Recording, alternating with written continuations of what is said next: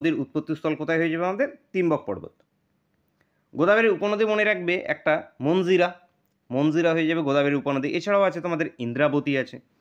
যেমন আমাদের ব্রহ্মগিরি পর্বতশৃঙ্গ থেকে কোন নদীর উৎপন্ন হয়েছে? কাবেরী।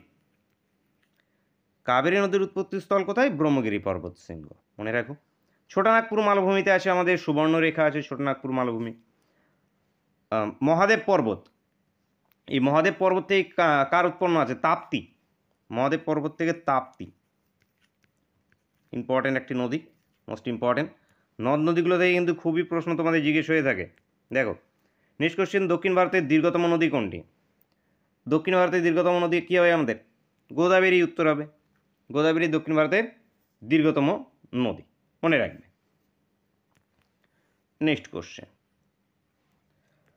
কারাকোরাম পর্বতশ্রেণীর সর্বোচ্চ শৃঙ্গ কি?